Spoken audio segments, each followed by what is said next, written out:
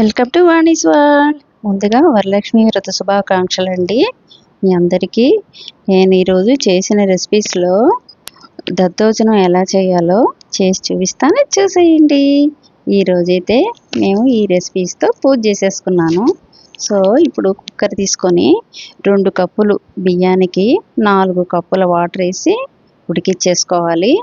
2-3 whistles రాగానే అందులో 1 cup rice తీసి నేను ఇట్లా పెరుగన్నానికి రెడీ చేస్తున్నాను అన్నమాట. బాగా మెత్తగా తిప్పేసుకుంటే గరిటెతో మెత్తగా అయిపోతుంది. ఉప్పు వేసుకొని మెజర్మెంట్ కప్స్తో నేను ఒక 2 పెరుగు వేసాను అన్నమాట. 2 కప్పులు గట్టి పెరుగు మాత్రమే వేసుకుంటే టేస్ట్ చాలా బాగుంటుంది.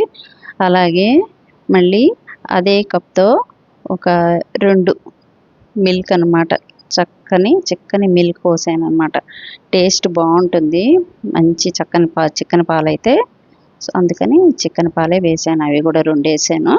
ఇంకా కావాలంటే కూడా కొంచెం పెరుగు కానీ పులుపు చూసుకొని పాలు కానీ మిక్స్ చేసుకోవచ్చు. ఈ మాత్రం లూజ్లో ఉంటే పెరుగన్నం టేస్ట్ చాలా బాగుంటుంది. అంతే, ఇంకేం లేదు.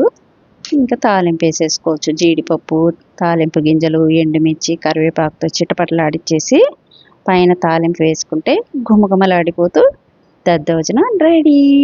దీనిని మనం పూజలో పెట్టుకొని నైవేద్యంగా పెడితే అమ్మవారికి చాలా సంతోషిస్తుంది. సో మేమైతే ఇలా చేసేస్తాం అన్నమాట.